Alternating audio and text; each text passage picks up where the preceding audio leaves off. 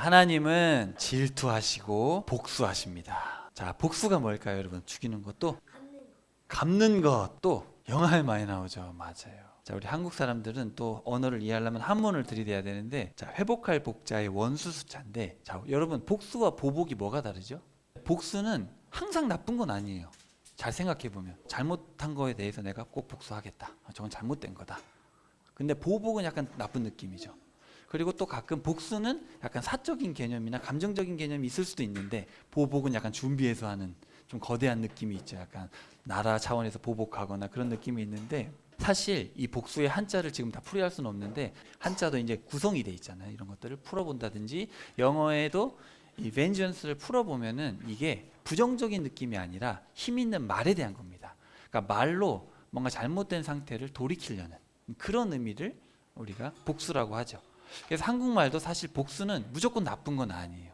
복수에는 긍정적인 의미가 있는데, 제가 왜 굳이 한자 설명을 하냐면, 여러분 성경을 읽을 때 우리는 한글로 읽으니까 히브리어로 읽는 게 아니라, 그렇다 보니까 제가 설명을 드리는데, 자, 성경에서 말하는 복수, 오늘 나훔서를 같이 볼 텐데, 나훔서에 보면 하나님이 나는 질투하고 보복한다, 복수한다 막 이런단 말이죠. 하나님이 보복을 하신다고?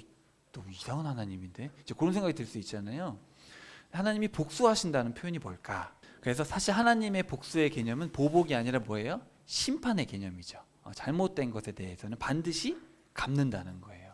쉽게 말하면 정의의 개념이죠. 정의. 법대로 해서 법을 안 지켰을 경우에는 그에 상응한 대가를 치르게 하시는, 무조건 치르게 하십니다. 하나님은.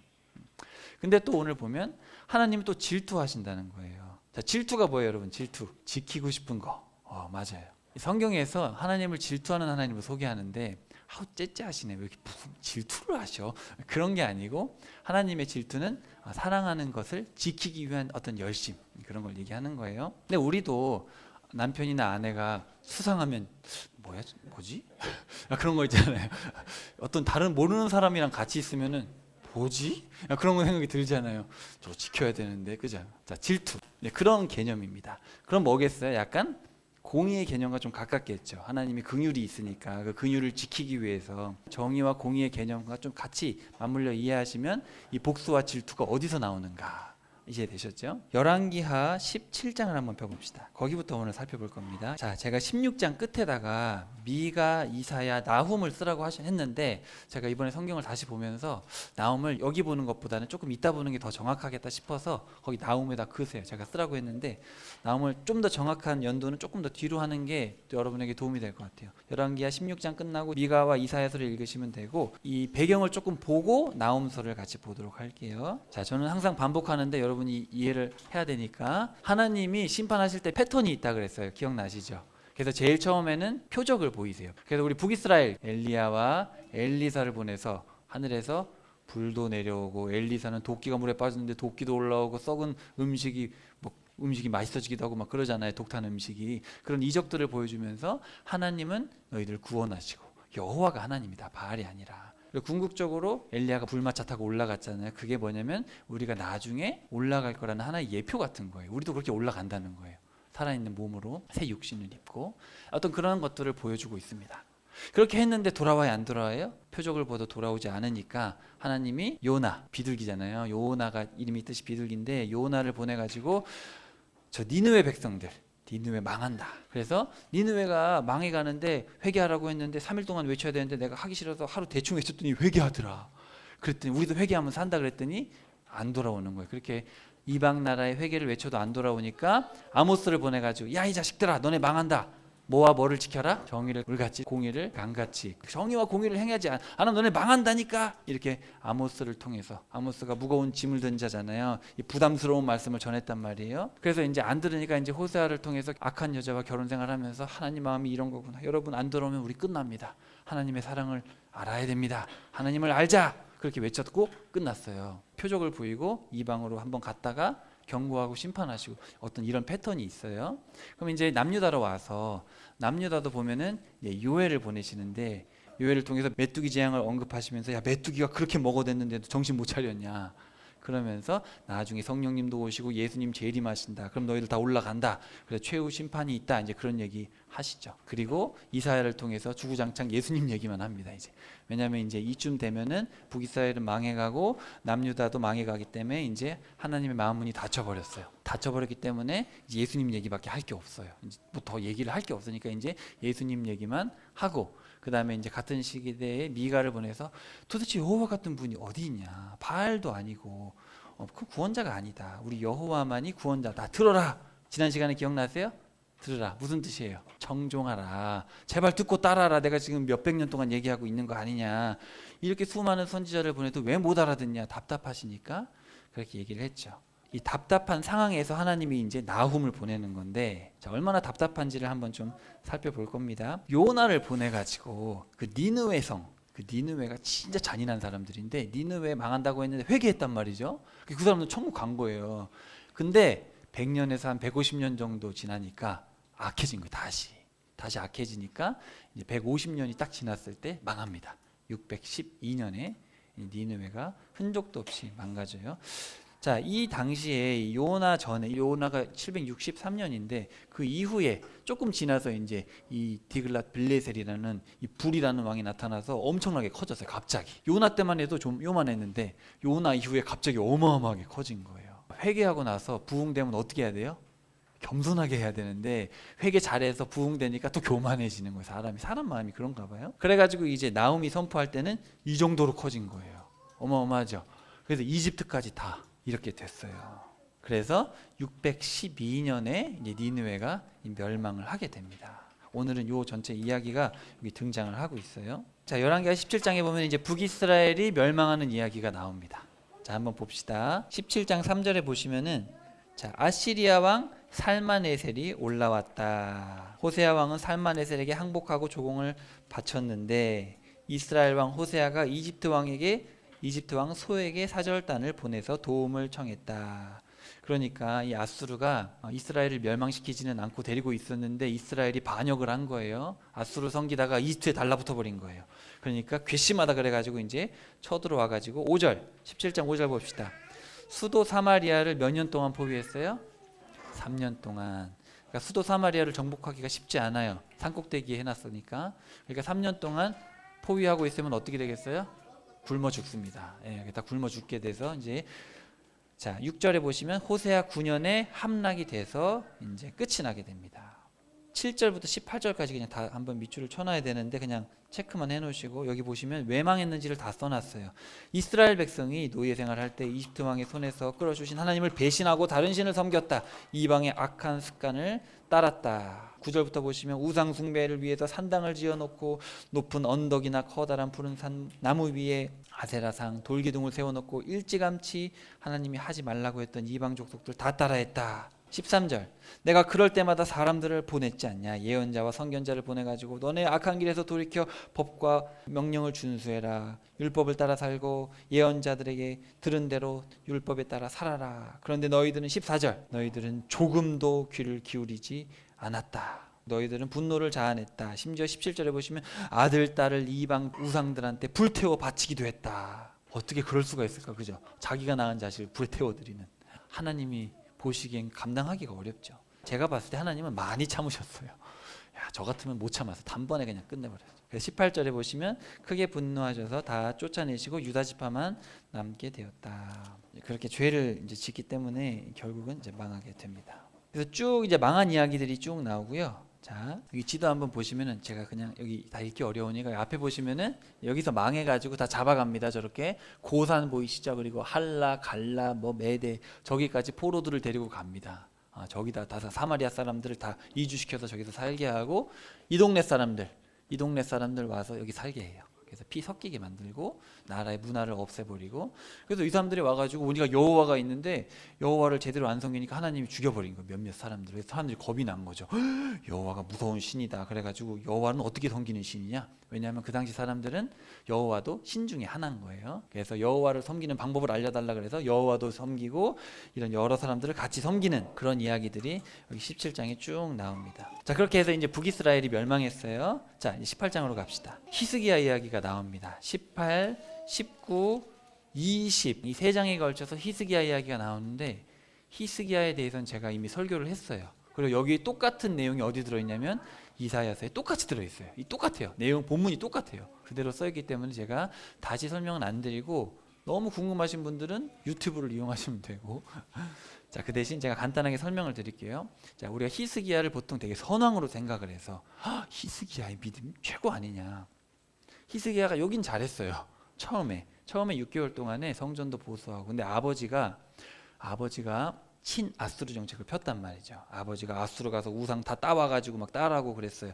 근데 히스기야가 이제 정치를 해야 되는데 정치가 너무 어려운 거예요. 상황이 너무 안 좋으니까 아버지와 같은 정책을 펴서는 안 되겠다. 그런 일환으로 어쨌든 여호와를 섬기자. 뭐 좋은 의도였던 어쨌든 좋았어요. 좋은 의도로 어떻게든 해서 이렇게 유월절도 지키고 잘해서 성경에서는 칭찬을 많이 하는데 문제는 이제 히스기야가 6년 됐을 때 북이스라엘이 망하고 히스기야가 14년 됐을 때 히스기야의 행동은 전혀 신앙적이지가 않아요. 전혀 안 그래요. 여기 있는 분들이 그때 말씀을 같이 나눴는지 저도 잘 기억이 안 나는데 히스기야에 대해서 여러분들이 바르게 알고 싶으면 설교를 한번 꼭 들어보시고 성경대로 믿어야 되는데 히스기야가 잘한 것도 있어요. 분명 잘했습니다만 말년에 보시면 히스기야가 군사적인 방법을 의지하고 외교적인 방법을 의지하고 사람을 의지해 또 다 안 되니까 여호와를 찾아요. 여호와를 찾지만 하나님이 여러 번 기회를 줬는데 히스기야는 계속해서 불신앙으로 하나님을 시종일관 대하다가 나중에 히스기야는 병도 걸리죠. 근데 병이 걸릴 때가 하나님이 히스기야 병 걸린 걸 고쳐준 게 아니라 병을 주셨어요. 이제 안 되겠다. 이제 나 돌아오질 않는다. 그랬다가 히스기야가 돌아왔는데 돌아오자마자 바벨론 사신들한테 자기의 보물들을 다 보여주면서 자기 자랑하면서 끝나죠. 히스기야 정말 안쓰러운 사람입니다. 어쨌든 그렇게 해서 히스기야 때 나라가 완전 망해갔어요. 그리고 히스기야가 기도해가지고 수명을 연장받았는데 그때 누구를 낳았어요? 역사상 가장 악한 왕 이 므낫세를 낳게 됩니다. 그러니까 왜 이 사람이 생명을 달라고 했을까? 아직 후계자도 없는 거고 자기 정치 생명이 아직 좀 더 있어야 되는 거죠. 어쨌든 히스기야가 그렇게 말년에 너무 악해졌기 때문에 하나님이 너무 슬퍼하셨는데 돌아오지 않았는데 그 생명을 연장받았을 때 나왔던 이 므낫세 잊어버렸다 이런 뜻이에요. 하나님의 은혜를 잊어버렸어요. 자, 므낫세 보이시죠? 므낫세가 12살의 왕이 돼서 55년 동안 나라를 다스렸다. 12세란 말이 이제 그 15년 안에 나왔다는 얘기예요. 그래서 악을 행했는데 얼마나 악을 행했는지 혐오스러운 일을 다 따라했어요. 자, 11절 한번 봅시다. 므낫세가 아주 혐오스러운 죄악을 저질렀다. 그는 옛날 아모리 21장 11절 아모리 족속들이 행한 것보다 더 큰 죄를 저질렀다. 그래서 12절에 보시면은 내가 무서운 재앙을 내리겠다. 재앙을 소식을 듣는 사람마다 두 귀가 멍멍해질 것이다. 하나님이 너무 분노하시니까 그 소리를 듣고 있으면 귀가 아플 정도로. 그래서 여기 제가 써놨는데 여기 보시면 아버지가 없앤 산당 다시 만들고 바알 제단 다시 세우고 아세라 목상 세우고 하늘의 별들에게 절하고 성전 안에 우상 세우고 별들의 제단도 만들고 아들 산채로 태워 바치고 점치고 영매 무당 자문을 구하고 백성들을 잘못 인도해서 그냥 나쁜 짓은 다 따라했어요. 아니 히스기야가 성군이면 이렇게 될 수가 없잖아요. 그래서 성전에다가 온갖 우상을 다 갖다 놓고 나쁜 짓을 다 했죠. 그래서 나중에 어떻게 되냐면은 여기 그림 보세요. 하나님이 도저히 참을 수가 없어서 얘를 아수르로 데려갑니다. 그래서 코에다가 갈고리를 걸어가지고 질질 끌고 가요. 질질 끌려가가지고 이제 잡혀가죠. 잡혀가는데 므낫세가 너무 고통스러우니까 하나님한테 감옥에서 회개를 하는 거예요. 이 이야기는 열왕기에 안 나오고 역대기에 나옵니다. 그래서 회개해가지고 돌아와가지고 나름대로 이제 다시 내가 잘못한 거 청산하긴 합니다. 근데 열왕기에서는 이 얘기를 하지 않아요. 그러니까 제 생각에는 하긴 했는데 너무 악했기 때문에 잘하진 못한 것 같고 하지만 역대기는 나중에 나라를 재건하면서 역사를 다시 썼기 때문에 그땐 좋은 점을 좀 부각하려고 썼던 것 같은데 어쨌든 므낫세가 있으면서 55년 동안 나라가 완전 초토화돼요. 책임은 누구한테 있어요? 아빠한테 있는 거예요. 히스기야한테 없다고 말하기 어렵습니다. 자, 그래서 므낫세가 얼마나 악을 행했는지 나중에 그 요시야가 또 좋은 왕이잖아요. 요시야가 개혁을 했을 때 내가 므낫세 때문에 내 이제 마음이 상해서 돌이킬 마음이 없다. 이 정도로 표현을 하시고 나중에 여호야김 시대로 가도 므낫세 때문에 내가 못한다. 얼마나 하나님 상처를 받았으면 이런 얘기를 하셨을까. 그리고 아마도 므낫세가 이사야를 톱으로 잘라 죽이지 않았을까. 성경에는 없지만 학자들은 그 정도로 생각을 하고 있어요. 이 므낫세가 얼마나 악한지 아시겠죠? 자, 그리고 21장 19절에 가시면은 그의 아들 아몬이 이제 왕이 됩니다. 자, 아몬, 아멘. 여기서 온 거예요. 아멘, 아멘. 믿습니다. 성실하다는 뜻이거든요. 신실하다. 이 아몬이 얼마나 성실했는지 아버지가 한 것을 열심히 따라했어요. 너무 신실해가지고 아버지가 한 그대로 따라했어요. 성실하게 따라했어요. 2년 만에 망했어요. 이름대로 악을 성실하게 하다가 부하한테 죽게 됩니다. 자, 이런 상황이에요. 이름의 뜻을 알면은 외우기가 쉬워요. 자, 그래서 지금 상황이 그렇다는 걸 여러분이 알고 있어야지 나홈서를 이해할 수가 있어요. 자, 북이스라엘은 망했죠. 그러면 하나님 생각에 남유다는 좀 돌아오면 좋겠다. 여러분 자식이 둘이 있는데 하나가 감옥 갔어요. 그럼 아버지 생각에, 부모 생각에 어떻게 했어요? 저걸 보면 죄 안 지으면 좋겠잖아요. 저걸 보고 똑같이 따라해서 똑같이 감옥 갈 것 같으면 부모 마음이 어떻게 했어요? 저 자식은 어떻게 똑같냐, 뭐 이런 생각이 들지 않겠어요? 가슴 아픈 얘기죠 지금. 그래서 유엘을 보내고 이사야를 보내고 미가를 보내도 돌아오지 않으니까 내 자식들이 희망이 없구나, 어떻게 이럴 수가 있을까. 그때 이제 하나님께서 이제 나훔을 이제 보내시는 겁니다. 자, 22장 시작하기 전에 21장 끝에다가 나훔 써놓으시면 좋을 것 같아요. 21장 끝에다가 요시아가 들어가기 전에 나훔. 요시아가 이제 개혁을 하거든요. 이제 도저히 안 되니까 하나님이 요시아를 통해서 마지막 개혁을 일으키시는데, 마지막 개혁을 일으키시기 전에 나훔을 통해서 이제 아수르의 심판을 얘기하십니다. 이 나훔이 선포할 이 당시의 아수르는 최강국이죠. 어마어마합니다. 이제 바벨론이 커지려고 할 무렵 최강대국이었어요. 전혀 무너질 걸 상상도 못하는 그런 때에 나훔을 보내서 완전히 망한다. 이제 그런 얘기를 하는 거예요. 그럼 그런 얘기를 했으면은 하나님이 이 얘기를 누구한테 하는 거예요? 아수르한테 하는 거예요? 유대인들한테 하는 거예요? 유대인들한테 하는 거예요. 그러니까 아수르 망하니까 무서워하지 말고 돌아오라는 얘기를 하고 있는 거죠. 자, 나훔서 한번 펴봅시다. 여러분이 나훔서를 평생 교회를 다니면서 설교를 들어보셨을지 잘 모르겠어요. 근데 나훔서는 사실은 우리에게 뭐가 되겠어요? 엄청난 위로가 되는 말씀입니다. 자, 나훔 옆에다 쓰세요. 위로라는 뜻이에요. 자, 위로라고 쓰세요. 이런 구조로 되어 있어요. 처음에는 니느웨라는 이름을 언급하지 않습니다. 언급하지 않고 악에 대해서 심판하시는 하나님에 대해서 언급을 한 다음에 2장부터 니느웨는 멸망한다. 그리고 니느웨는 왜 망하는지 알려주겠다. 3장입니다. 그러니까 악을 심판하시는 하나님을 소개한 다음에 악은 망하고 악은 왜 망하는지를 아주 3장에 짧게 써놓으셨어요. 자, 여러분, 악이 멸망한다는 게 우리한테는 뭐예요? 위로잖아요. 우리가 세상 살면서 악을 견뎌야 되거든요. 내 사업에 등쳐먹는 사람이 있어도 어떻게 돼? 우리는 보복해야 돼요? 참아야 돼요? 자, 오늘 말씀을 통해서 한번 생각을 해봐야 돼요. 우리 크리스천들은 어떤 삶을 살아야 되는가. 근데 오늘 말씀 마지막에 보면, 결론부터 말씀드리면 악인들은 위로할 자가 없다, 이런 얘기를 하십니다. 그러니까 두 가지예요. 악인들에게는 위로할 자가 없고 우리에게는 악인의 심판이 위로의 날이 될 것이다. 그러니까 니느웨란 말이 딱 3번 나와요. 여기 쉬운 말 성경에서는 니느웨를 많이 썼는데 이해를 돕기 위해서 원래 원문에는 니느웨가 딱 3번, 1장 한 번, 소개할 때 한 번, 2장 한 번, 3장 한 번, 이렇게 니느웨에 대해서 얘기를 하고 있고, 니느웨라는 성을 여러분 그 당시에 최강국이라는 거예요. 최강국. 그러니까 가장 악한 나라가 망하는 이야기를 지금 나훔이 쓰고 있고, 이 나훔은 하나의 예표고 실제는 뭐겠어요? 나중에 예수님 재림하실 때 이 세상의 모든 악을 쥐고 있는 마귀와 모든 권세들은 다 무너진다라는 것을 예표하고 있는 거예요. 자, 한번 봅시다. 자, 1장 1절에 보시면 우리 쉬운 말 성경이 이렇게 되어 있는데, 원문에 보면 니느웨에 대한 짐. 자, 거기 동그라미 한번 쳐봅시다. 엄중한 심판과 짐은 좀 느낌이 다르잖아요. 그죠? 그러니까 사실은 이 심판이라는 주제 자체가 하나님한테는 뭐예요? 되게 짐스러운 거죠. 아니, 자녀를 심판하고 싶은 부모가 어디 있어요? 그죠? 여러분 자녀 때리면서 행복한 분 있어요? 아, 행복해. 더 맞아 이 자식아. 그런 사람 없잖아요. 부모의 마음에는 무거운 짐이잖아요. 자녀가 돌아오면 좋겠잖아요. 그죠? 계시의 책. 원문이 달라요. 예언서가 17권인데 소개할 때 책이라고 하는 게 없어요. 다 계시라고 하거나 그러는데 여기는 책이라고 되어 있어요. 책. 기록이라는 단어를 특별히 썼던 건 뭐냐면은 하나님의 심판은 분명한 거라는 거죠. 기록을 해놔라. 그런 표현들이 있어요. 히브리어 원문에는. 그러니까 하나님의 어떤 부담과 이게 중요성에 대해서 얘기를 하고 계신 거죠. 자, 밑줄 한번 쳐봅시다. 2절 질투하고 복수의 동그라미 한번 쳐보세요. 여러분, 우리가 만약에 우리 문패에다가 여호와는 질투하시고 보복하는 분이십니다, 이렇게 딱 써놓는 거예요. 여호와는 질투하시고 보복하십니다. 전도가 되겠어요, 안 되겠어요? 그래도 우리는 그렇게 써놓을 수 있어야 될 것 같아. 하나님은 절대, 여러분, 사랑의 하나님만 아니에요. 그렇게 오해하면 안 돼요. 하나님은 반드시 악에 대해서 심판하십니다. 책으로 써놓으래, 책으로 만들어 놓으래요. 되게 중요하다는 얘기예요. 주께서는 진노하시며 반드시 복수하십니다. 자신을 거스르는 원수들에게 복수하시고 자신을 대적하는 악인들에게 진노하십니다. 자, 복수라는 단어를 똑같이 3번이나 썼어요.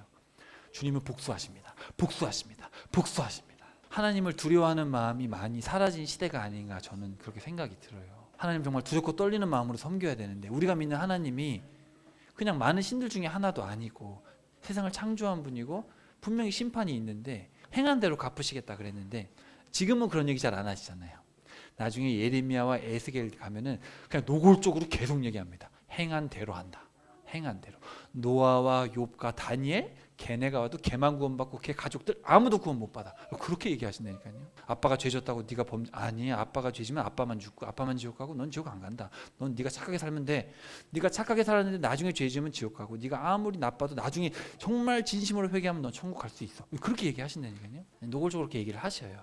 되게 중요한 얘기니까 그 얘기를 하는 거죠. 자, 그래서 3절에 보시면 하나님은 웬만하면 화를 내지 않죠. 화를 내지 않으시고 웬만하면 죄인을 처벌하지 않고 내버려 두시지만 그런 표현을 하지만 주께서 다니시는 게 회오리 바람과 폭풍 가운데 있고 구름은 그분의 발밑에 있는 흙먼지 같고 그런 표현들을 쓰십니다. 자, 근데 여러분 성경에서는 복수하라 그랬어요? 그러면 복수하지 말라 그랬어요? 나중에 좀 더 자세히 살펴보겠지만 사실은 복수는 누가 하는 거예요? 우리가 하는 건 아니에요. 나중에 예수님의 말씀을 좀 더 설명을 드릴게요.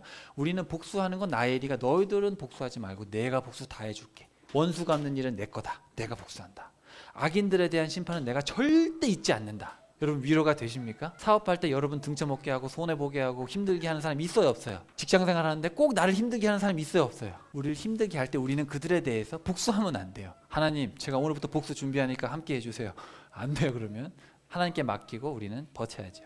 4절에도 보시면은 계속해서 보시면은 바다를 꾸짖고 그물을 말리시고 강물도 말리시고 바벨론 초원과 갈멜의 산림을 말리시고 레바논의 꽃도 시들고 산들도 진동하고 녹아내리고 모든 것들이 벌벌 떤다. 하나님의 분노를 누가 견딜 수 있겠느냐? 바위들이 산산조각 난다. 자, 우리 창조주 하나님이 얼마나 위대하시고 이런 것들을 보여주시고 있잖아요. 창조주를 경외하는 마음이 있어야 됩니다. 두려워하는 마음, 떨리는 마음. 여러분 이슬람 사람들은 예배 드릴 때 벌벌 떨면서 엎드립니다. 그 신에게. 근데 우리 기독교는 너무 그런 걸 잃어버렸어요. 주님을 두려워하고 그분은 세상을 창조한 분인데 그분에 대한 두려움이 너무 없어요. 죄에 대한 어떤 그런 것도 없고 그런 거 회복해야 됩니다. 우리가 이제 서양 문화가 들어와서 바닥 문화가 없어져서 엎드리는 것도 아우 다리 아파요 그렇게 되는데 집에서라도 정말 주님 앞에 엎드릴 수 있는 그런 신앙이 있어야 되고 우리가 그분이 살아계신 거 믿잖아요. 그분의 심판도 믿고 그분이 그냥 우리의 취미생활의 일부는 아니잖아요. 어떤 주님에 대한 어떤 두려움, 그런 경외하심이 있기를 소망합니다. 자, 그렇게 이제 말씀을 해주셨고, 자 8절로 가시면 주께서 자기를 거스르는 대적들을 넘치는 홍수로 휩쓸어 버리고 자신에게 맞서는 원수들을 캄캄한 어둠 속으로 쫓아버리신다. 범람하는 물로 그곳을 진멸한다고 되어 있는데 실제로 니느웨가 누구한테 망하냐면 바벨론한테 망하거든요. 바벨론 느부갓네살이 쳐들어와서 초토화시키는데 초토화시키고 나서 돌 위에 돌 하나 남지 않게 다 초토화시켰는데 그거를 못 찾았어요. 사람들이 찾을 수가 없는 거예요. 아무리 찾아봐도. 왜 그러냐면 하나님이 그 옆에 이제 강이 있잖아요. 티그리스 유프라테스 강이 있잖아요. 강이 범람해서 모래로 덮어버렸어요. 하나님이 덮어버리셨어요. 너무 악하니까 덮어버리셔서 찾을 수가 없는 거예요. 사람들이 1840년도만 해도 아무도 믿지 않았어요. 성경을 안 믿었어요. 에이 무슨 뭐 나훔서에도 있고 요나서가 거짓말 그거 말도 안 돼. 니느웨가 아무리 찾아도 없는데 무슨 성경 거짓말이다. 그래가지고 근데 사람들이 찾다가 나중에 1846년에 고고학자가 거기를 찾았어요. 찾아가지고 그때부터 야수가 진짜 있었네. 지금도 다 못 팠어요. 왜냐하면 이런 거를 파낼 때 뭘로 파요? 유적을 파낼 때 붓으로 파야 돼요. 유적이니까 포크레인 파다 닦이지만 못 안 되니까 붓으로 하니까 아직도 한 100년은 더 남았대요. 여러분 궁금하시면 다 인터넷에 있는 얘기예요. 찾아보세요. 자료들. 그래서 아수르가 이제 세상에 드러나게 남아 있는 거예요. 유물들이. 제가 이거 설명을 안 드렸네요. 7절에다가 한번 동그라미 한번 쳐보세요. 하나님이 악인에 대한 심판 얘기하시고 회복 얘기하시고 심판 얘기하시고 회복 얘기하시고 심판 얘기하시고 회복 얘기하시죠. 악인에 대한 얘기를 하시면서 7절에 보시면 주는 선하시고 환난 날에 견고한 피난처가 되시고 자기에게 피하는 자들을 보살펴 주신다. 여기 두 번째 단락에도 보시면은 12절 13절에도 보시면은 12절 중반부터 보시면 유다야 내가 전에 너를 괴롭게 했지만 앞으로 너를 괴롭히지 않을 것이다. 저들의 멍에를 꺾어버리고 네 발목에서 저들의 사슬을 끊어버리겠다. 유다는 회복시켜 줄 거다. 이렇게 악에 대해서 심판하면서 자기 자식들 챙기시는 거 꼭 하세요. 자, 그리고 이제 세 번째 단락으로 가시면은, 자 14절에 보시면은 너희들 후손들이 없어질 것이고 너희들 신전에 모시고 있던 우상들도 모조리 부셔버리고 네 무덤도 다 파버릴 거다. 네가 너무 더러워졌기 때문에 다 없애버릴 것이다. 그러면서 보라, 산 위에 기쁜 소식을 전하는 15절 회복에 대한 말씀입니다. 기쁜 소식을 전하는 자의 발이 있다. 평강의 소식을 가지고 산을 넘어 힘차게 달려오고 있다. 유다야, 절기를 지키고 서원을 갚아라. 여기 지키고 하고 갚아라에다가 한번 동그라미 쳐볼까요? 지켜라, 갚아라 명령어로 돼 있어요. 그러니까 너희들은 너희의 의무를 다 하면 된다. 내 자식들아. 악인들의 멸망은 신경 쓰지 말고 네 할 일을 해라. 그런 얘기죠. 악인들은 내가 다 심판하니까 절기를 지키고 서원을 갚아라. 말씀에 순종해라. 하나님의 은혜를 기억해라. 말씀에 순종해라. 이제 그런 얘기들을 하고 계십니다. 자, 이제 2장으로 가면은 니느웨가 멸망하는 얘기를 하고 있어요. 1절부터 5절에 보시면은, 자, 침략자들이 오고 있다. 바벨론입니다. 바벨론이 쳐들어와요.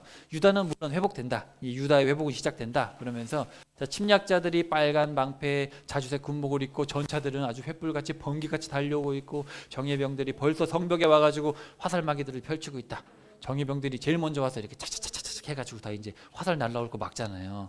그런 이제 곧 망한다 이런 얘기죠. 전쟁 시작됐다. 쳐들어오고 있다. 강을 막아놓은 수문들이 열리고 니느웨의 왕궁이 삽시간에 붕괴된다. 자, 여기 이렇게 표현이 되어 있는데 실제로 이 사람들이 강을 막아서 한 건지 그럼 알 수가 없어요. 하나님이 하셨는지 이후에 알 수 없어요. 근데 여긴 번역을 그렇게 해놨는데 원문에는 이렇게까지는 안 했는데 여기는 의역을 했어요. 자, 어쨌든 하나님께서 바벨론을 통해서 멸망시키시고 강물이 넘쳐서 다 덮어버리신 건 맞아요. 이거 하나님이 하신 일이죠, 전체를. 그래서 여기 보면은 왕후는 옷이 벗겨져서 벌거벗은 몸으로 질질 끌고 가고, 너무 비참하죠. 왕후면은 나라의 엄마잖아요. 나라의 어머니 격인데 옷 다 벗겨놓고 질질 끌고 가는 거죠. 비참하죠. 모두 도망치느라 바쁘다. 멈춰 해도 아무도 안 들어요. 너무 도망가기 바빠가지고. 침략자들아, 은과 금을 약탈해서 값비싼 보물들이 널려있다. 다 가져와라. 니느웨는 빌털터리가 되고 짓밟혀 황폐하게 되었다. 니느웨 주민들은 절망과 공포로 벌벌 떨고 있다. 자, 그러면서 11절에 가시면 갑자기 사자 얘기를 하시는데, 자, 여기 벽화에 보시면은 그 당시에, 자, 아수르 바니팔이라는 왕이었어요. 그 왕이 이 나홈이 선포했을 시절에 이제 다스리고 있었는데 사자들을 이렇게 사냥을 하고 다녔단 말이에요. 그러면서 이제 빗대서 하시는 거죠. 야, 니느웨 네가 사자 같긴 했다. 다 막 네가 너무 거대하니까 막 다른 나라들이 막 다 그 안으로 들어오고 막 그랬었는데, 자, 13절에다가 한번 밑줄 쳐봅시다. 만군의 주께서 너를 향해 말씀하신다. 거기 밑줄 쳐보세요. 거기 그게 되게 중요한 표현인데, 이 성경 한글 번역에는 그냥 돼 있는데 원문에 보면 네움 여호와, 이 네움이라는 단어는 아주 중요할 때만 쓰시는 단어예요. 꼭 기억하다. 꼭 기억해야 된다. 네움 여호와 차바, 만군의 여호와의 무시무시한 선포. 신탁이란 말입니다. 신탁. 만군의 여호와의 신탁이다. 엄중한 말씀이다라고 구분을 했으면 우리가 좋았는데 한글 번역에는 그렇게 표시를 안 해놨어요. 근데 이 네움이라는 단어는 정말 특별할 때만 나옵니다. 모리아산에 바칠 때, 이삭을 바칠 때라든지 정말 중요할 때만 나와요.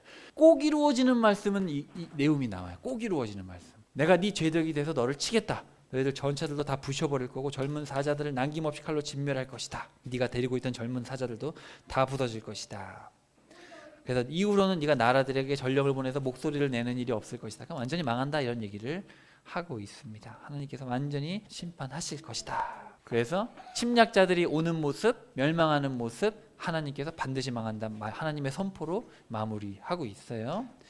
자, 그러면 이제 멸망하는 이유, 왜 이렇게 때리시느냐? 자, 3장으로 갑시다. 3장이 뭘로 시작하냐면은 화로다 이걸로 시작합니다. 우리 성경에 보면 피로 얼룩진 성읍이여 내게 재앙이 임할 것이다 이렇게 부드럽게 얘기해놨는데 히브리어에 보면은 화로다 이렇게 써 있습니다. 사람들이 얼마나 잔인했는지. 자, 피로 얼룩진 성읍, 포악과 거짓이 가득하고 탈취가 끊이지 않는다. 너희들은 그렇기 때문에 침략군의 무서운 학살로 시체들이 질비하게 될 것이다. 너희들 창녀가 되어 음란을 행하고 음란함으로 민족들을 팔아넘기고 마술로 가족들을 팔았다. 여러분, 아수르에 대해서 공부를 해보시면은 역사상 가장 잔인했던 침략자들이 아수르 사람들이었어요. 그 사람들이 피부를 다 벗겨버렸대요. 피부를 벗기고 임산부 막 찔러 죽이고, 그건 장난이었나 봐요. 그 사람들한테. 그러니까 너무 잔인하고 아주 극악무도하게 잔인했던 사람들이 이 아수르 사람들이었습니다. 그렇기 때문에 하나님이 피해 성읍, 너희들 너무 악하다. 역사의 기록에 있어요. 너무 악해서. 그렇기 때문에 자 3장 5절로 가시면은 자 3장 5절 또 여기 네움 여호와가 나옵니다. 거기서 밑줄 쳐보세요. 3장 5절 전능하신 만군의 주께서 말씀하신다. 3장 5절 여기 두 번 나와요. 나훔서에 두 번 나오는데 여기는 어떤 표현을 쓰시냐면 네 치마를 걷어서 네 얼굴까지 올려버리겠다. 그건 무슨 표현이냐면 수치를 다 보여주겠다. 벌거벗은 알몸을 다 보여주겠고 부끄러운 것을 다 보게 만들고 너에게 그냥 더러운 똥과 오줌을 던져버리겠다. 아주 수치스럽게 만들겠다. 여러분 하나님이 이런 표현을 쓸 때는 기분이 지금 좋아요? 안 좋아요? 아주 안 좋아요? 너무 안 좋아요? 너무 안 좋은 거예요 기분이. 여러분 엄마 아빠가 조금 하나면 어떻게 해요? 알아들어야지 이렇게 해야지 그러죠. 기분이 더 안 좋으면 어떻게 돼요? 야 이 자식 일로 와! 그러죠. 기분이 더 안 좋으면 어떻게 돼요? 막 욕이 나오겠죠. 막 알아들을 수 없는 말이 나올 수 있단 말이죠. 하나님이 이 정도로 표현하신다는 거는 진짜 기분이 안 좋으신 거예요. 나중에 말라기에 읽어보면은 제사장들아 니네들이 바치는 동물의 똥을 네 얼굴에 쳐 발라버릴 거야. 그러시거든요. 여러분 하나님 되게 감정적인 분입니다. 여러분 대충 믿으면 안 돼요. 큰일 나요 나중에. 감당 못해요. 정말 두렵고 떨림으로 믿어야 됩니다. 자 그래서 너희들 수치를 당할 것이고 황폐하게 될 것이다. 그러면서 7절에다가 한번 별 빼봅시다. 3장 7절에 니느웨를 위로해 줄 자가 있겠느냐. 여기 나훔이라는 단어가 나와요. 나함. 여기 위로 동그라미 쳐보세요. 7절에 위로. 자 우리 나훔서 이름의 뜻이 뭐였죠? 위로. 그죠? 악인에게는 위로할 자가 없다. 그리고 이게 바로 우리에게는 뭐가 돼요? 반대로 위로가 되는 겁니다. 악인들 너 지금 설치지 내 사업 다 뜯어먹고 너 맨날 사기치고 뭐 그러지 교회도 뭐 하나님 저주하고 뭐 하나님 안 믿지 그래 지금은 그렇겠지만 나중에 널 위로해 줄 사람이 아무도 없을 것이다. 내가 지금은 바보 같고 지금 내가 하나님을 믿는 믿음으로 다 버티고 정직하게 살고 손해보도 참고 살지만 분명 하나님은 나를 위로하실 날이 올 거다. 그거 아니면 우리가 어떻게 삽니까? 그죠? 그런 얘기를 하고 있는 거예요. 자, 근데 여기서 중요한 도시가 하나 나오는데 자, 8절에 보시면 노아몬. 자, 노아몬의 동그라미 한번 쳐봅시다. 우리가 이집트 수도하면 여러분 카이로를 떠오르죠. 카이로를 떠올리는데 카이로는 지금이고 이집트도 여기가 하부고 여기가 상부예요. 상부. 항상 두 나라가 공존해서 합해지기도 하고 나눠지기도 하고 그랬어요. 근데 여기가 하부예요. 왜냐하면 강이 이렇게 흐르기 때문에 여기가 하부, 여기가 상부. 상부의 수도는 테베입니다. 노아몬은 히브리어고 테베는 그리스어인데 이 테베. 그래서 여러분이 잘 알고 있는 저 유적들 있잖아요. 유명한 유적들이 다 여기 있는 거예요. 테베. 여기가 수도였어요. 오랫동안 이집트의 수도였어요. 근데 여기는 완전 난공불락이에요. 가보면은 여기 보시면은 여기에 강이 이렇게 껴 있고 여기는 홍해가 있고 여기는 강이 폭이 800m 엄청 커요. 난공불락입니다. 망할 수가 없는데 이걸 누가 무너뜨렸냐면은 아수르가 여기를 정복했어요. 아수르 보니팔 그 사람이 가서 여기를 정복했단 말이에요. 하나님이 한 거죠. 근데 이것도 또 발견을 했어요. 이 실린더도 또 발견을 한 거예요. 영국의 고고학자 호르무즈 라삼. 이 사람이 아까 그 사람하고 같이 한 사람이에요. 같이 한 사람인데 같은 시간, 같은 시대죠. 그래서 파고 파다 보니까 이 사람이 이제 이거를 찾게 된 거죠. 이게 바로 자기 이름을 따서 라삼 실린더라는 건데 여기에 보면은 아수르 바니팔 시대의 기록이 아주 자세하게 써 있어요. 이거 여러분 인터넷에 치시면은 아주 확대해서도 볼 수 있어요. 여기 보면은 아수르 바니팔이 노아문을 점령했다는 기록이 아주 자세하게 써 있습니다. 그렇게 해서 노아몬이 663년에 멸망을 하는데 오늘 여기 말씀에 보면은 자 8절에 보시면은 노아몬이 네가 노아몬보다 나은 게 뭐냐. 나일강가에 위치한 노아몬은 사면이 강물로 쌓여 있었고 요새가 되어서 동맹군도 있지 않았냐. 구스와 이집트, 하부 이집트겠죠. 하부 이집트 그리고 주변에 북과 루빔 다 이런 나라들이 있었는데 절대 망하지 않는다. 그렇지만 노아몬을 네가 함락시키지 않았냐. 아수르가 함락시켰거든요. 네가 함락시켰고 다 포로로 잡아갖고 네가 비참하게 다 죽이지 않았냐. 근데 11절 니느웨야 너도 술 취한 사람처럼 비틀거리며 대적들 앞에서 숨을 곳을 찾아 허둥지들 될 것이고 나무를 흔들면 열매가 떨어지듯이 너도 다 떨어져 죽을 것이다. 네 옆에 있는 군사들 다 죽게 될 것이다. 이제 그런 얘기들을 합니다. 순식간에 다 사라질 것이다. 지도자들, 귀족들, 백성들 다 흩어졌고 멸망을 듣는 사람마다 네 멸망 소식을 듣는 사람마다 박수치면서 기뻐할 것이다. 왜냐하면 너의 악행을 당하지 않은 자가 없기 때문이다. 자, 19절 끝에 한번 밑줄 쳐봅시다. 끊임없이 행해지던 너의 잔인한 학대를 겪어보지 않았던 자가 어디 있겠느냐. 거기 밑줄 쳐보세요. 그러니까 하나님은 하늘에서 악행을 다 보고 계신다는 거예요. 그러니까 저와 여러분이 실수로 지은 죄는 용서하십니다. 회개하면. 근데 고의로 지은 죄는 용서 안 해요. 여러분 우리가 레위기에 보면은 동물로 바치고 곡식을 바치잖아요. 근데 하나님이 용서한다고 하셨을 때는 항상 부지중이라는 말이 써 있어요. 부지중에. 실수로 짓는 죄에 대해서는 동물을 바치든 뭘 하면 용서합니다. 근데 고의로 짓는 죄에 대해서 용서한다는 말이 성경에 하나도 없어요. 그러니까 여러분이 악의를 가지고 의도를 가지고 죄를 지으면 용서받기가 쉽지 않아요. 근데 실수로 했을 때는 하나님은 용서하시죠. 여러분 우리가 자녀가 실수로 죄 지을 때 어렸을 때는 용서합니다. 근데 다 큰 애가 다 커가지고 죄를 짓고 부모에게 막 그러면 안 되잖아요. 그건 용서가 안 돼요. 그런 개념이에요. 그래서 이 19절 끝에 나와 있듯이 악행을 당하지 않은 자가 있겠느냐. 아수르 네가 한 거 내가 다 기억하고 있다. 다 되갚아 주겠다. 나는 복수하는 하나님이다. 이제 그런 얘기를 하고 있는 거예요. 이렇게 해서 우리가 나홈서를 다 살펴봤습니다. 무슨 이야기인지 아시겠죠? 나홈서를 접할 기회가 많지 않은데 나홈서를 볼 때마다 사실 우리에게는 이 말씀이 분노의 말씀이기도 하지만 사실 무슨 말씀이에요? 위로의 말씀입니다. 악인들에 대한 심판이 이렇게 무시무시하구나. 그럼 우리는 어떻게 해야 돼요? 절대로 악의 길에 서지 말고 의의 길에 서야죠. 그래서 여러분이 자꾸 죄가 자꾸 떨어지지 않을 때 나홈서 펴서 읽으세요.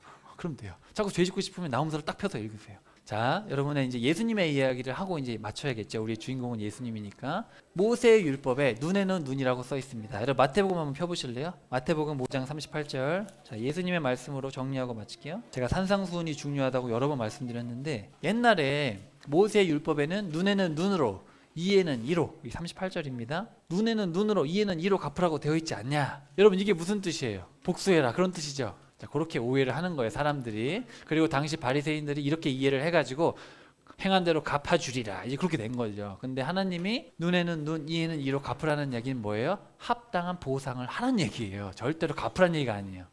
보상에 대한 얘기를 한 거예요. 눈을 잃었으면 눈에 상응하는 값을 갚아줘야 된다. 하나님은 레위기에서 정의와 공의를 얘기하시면서 억울하지 않은 상황을 만들어야 된다는 얘기를 하면서 얘기를 하셨는데 사람들은 꼭 이런 말씀을 들을 때 뭘로 들어요? 그래 갚아주라고 하셨지. 그래 갚아주마. 이렇게 듣는 거예요. 그러니까 예수님이 이제 도저히 못 알아듣니까 와가지고 뭐라 그랬어요? 야 복수하지 마라. 딱 직설적으로 얘기하시죠. 한쪽 뺨을 때리면 맞아줘라. 속옷 달라 그러면 걷어줘라. 오리 가자 그러면 심리도 가져라. 당신에게 뭐 달라면 그냥 주고 꾸려고 하는 사람한테 등 돌리지 마라. 구약에서 바뀐 게 아니고 구약에서 했던 얘기가 이 얘기인 거예요. 이 얘기를 못 알아듣고 자꾸 오해하니까 사람들이. 하나님은 처음부터 이렇게 정의와 공의와 사랑과 긍휼이 넘치는 뭐 달라 그러면 더 주고 이런 걸 원했는데 못 알아듣는 거죠. 자, 그 다음 말씀입니다. 43절. 옛날에 너희들이 뭐 이웃을 사랑하고 원수를 미워하라? 그러면 하나님이 원수를 미워하라 그러는 적이 있어요, 없어요? 근데 성경에 보니까 옛날에 너희들 모세의 율법을 가지고 이웃을 사랑하고 원수를 미워하라고 해석하고 있다. 근데 실제로 보면 뭐라고 써 있냐면은 복수하거나 원망하지 말고 이웃을 내 몸과 같이 사랑해라. 그렇게 돼 있어요. 그렇게 되어 있는데 이 바리새인들이 해석을 어떻게 했냐면은 그래 이웃을 사랑하고 원수는 미워하는 거야. 이렇게 해석을 하는 거예요. 그래서 그거를 가르치고 있는 거죠. 그래서 유대인이 아닌 사마리아 놈들 인간도 아니야. 지옥의 땔감이야. 이방인들 지옥의 땔감이야. 그렇게 가르쳤어요. 예수님이 니네들 지금 이웃을 사랑하고 복수하고 원망하지 말라고 가르쳐야 되는데 니네 지금 이웃을 사랑하고 원수를 미워하라고 가르치고 있지 않냐. 내가 여러분에게 말합니다. 너는 원수를 사랑해야 된다. 이건 충격적이죠. 여러분 구약을 이해하고 이걸 읽으면 진짜 충격적입니다. 원수를 사랑하라고요? 요나한테는 원수를 사랑하라고까지는 안 하셨잖아요. 원수한테 회개할 기회를 줘라 그랬죠. 근데 예수님은 오셔서 원수를 사랑하래요. 박해받는 자를 위해 기도하래요. 내 사업 무너뜨리고 내 가족 무너뜨린 사람, 내 자식에게 해를 행하고 나에게 해를 행한 사람을 위해서 사랑하고 기도하래요. 할 수 있겠어요? 자, 손 들어보세요. 할 수 있다. 여러분 어린아이와 같지 않냐면 천국에 못 갑니다. 진심입니다. 우리가 말씀을 부단히 보고 해야 돼요. 그래야만 여러분이 하늘에 계신 아버지의 자녀가 될 것입니다. 어린아이들은 번쩍 들죠. 그런 마음으로 살아야 돼요. 하늘 아버지는 악한 사람이나 선한 사람에게 똑같이 햇빛을 비춰주시고 의로운 사람에게 불의한 사람에게 똑같이 비를 주십니다.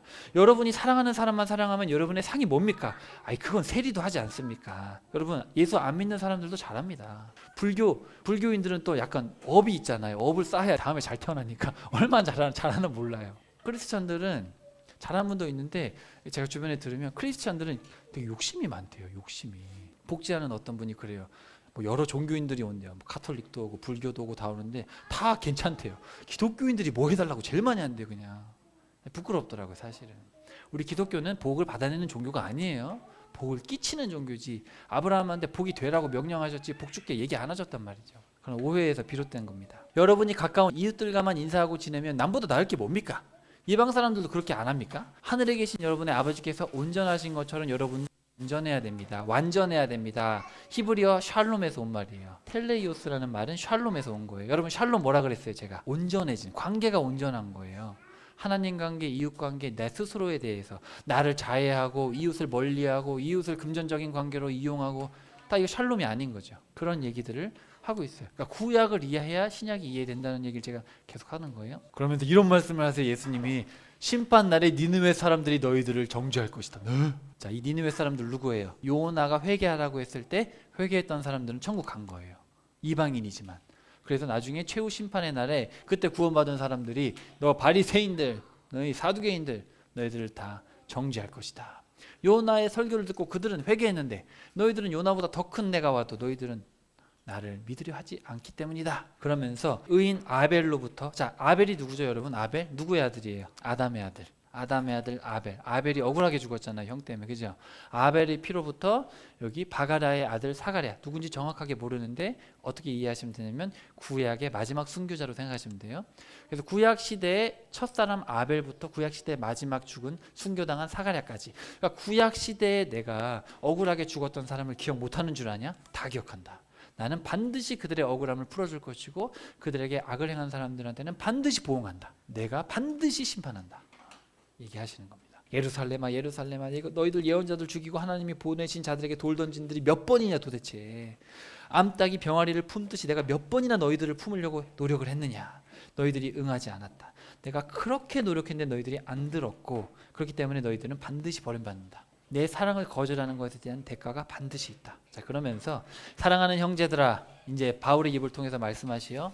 원수에 대하여 여러분이 직접 복수하려고 하지 마십시오. 그 일은 하나님의 진노하심에 맡기십시오. 성경에 기록된 대로 원수 갚는 일은 내가 할 테니 내게 맡겨라.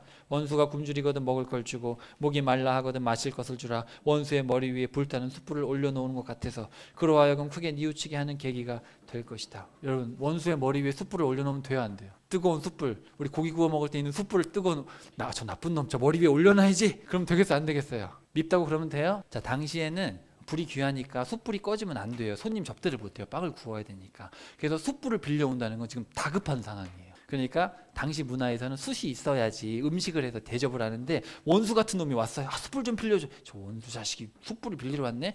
거절하지 말라는 거예요. 급한 상황이에요. 급한 상황. 그러니까 숯불을 빌려줘라. 그리고 머리에 계속 쌓으라는 얘기죠. 그럼 원수가 저 사람이 나한테 귀한 일을 베풀었네. 내가 정말 급한 상황인데 내가 손님을 접대해야 되는데 숯불이 없는데 숯불을 줬네. 쉽게 말하면요. 원수에게 착한 일들을 계속 쌓으라는 얘기죠. 이해되셨어요? 원수에게 선한 일을 계속해서 원수가 돌아오게 해라. 그래서 크게 뉘우치게 되는 계기가 될 것이다. 이해되셨죠? 나쁜 사람 머리 위에 숯불 던지면 안 돼요. 아시겠죠? 그런 문화적 배경이 있다는 거예요. 그래서 여러분 계속해서 선을 행하라. 저 사람이 나한테 악한 거는 하나님이 기억하시고 그 사람한테 갚으시니까 우리는 우리의 착한 행실을 보고 그 사람들이 하나님께 돌아올 수 있도록 해라. 이해되셨죠? 악에게 지지 말고 선으로 악을 이기십시오. 그래서 다니엘서의 마지막 말씀을 보면은 마지막 때가 이르면 땅의 흙 속으로 잠자고 있던 많은 이들이 깨어날 것입니다. 어떤 이들은 생명의 부활을 얻겠지만 어떤 이들은 치욕 가운데 부끄러움을 당하게 될 것입니다. 크고 흰 보좌 앞에 서 있는 죽은 사람들, 그 책에 기록되어 있는 사람들은 각자 자신들이 행한 행실에 따라 심판을 받게 됩니다. 그래서 여러분 예수님이 다시 오시는 그날 우리는 이제 생명의 부활에 참여하러 새로운 몸을 입고 올라가겠죠.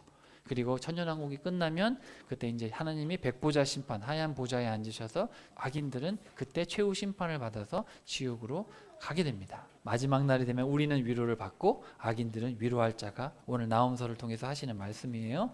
자, 함께 따라해 봅시다. 하나님은 질투하시고 복수하십니다. 여러분을 지키시기 위해서 불같이 질투하십니다. 지금도 여러분이 뭔가 잘못된 길로 가려면 그냥 막 때려요. 너무 잘 돼야 되니까. 그리고 악인들에 대해서는 반드시 이를 갈고 계시죠. 정말 반드시 내가 갚아준다. 그래서 하나님의 구원과 심판은 반드시 집행됩니다. 우리를 향한 구원, 악인을 향한 심판은 반드시 집행된다. 여러분 이 나홈서의 말씀이 좀 낯설고 어려울 수 있지만 죄에 대해서 여러분이 좀 무뎌질 때마다 이 나홈서를 읽으면서 다시 한번 하나님의 마음을 되새기시고 그래도 여러분 틈틈이 유다에 대한 회복을 말씀하시는 게 부모의 마음이거든요. 하나님은 여러분이 죄 가운데 거하지 않고 돌아오기를 바라십니다. 이 나홈서의 말씀이 여러분의 평생의 위로의 말씀이 되시기를 축복합니다.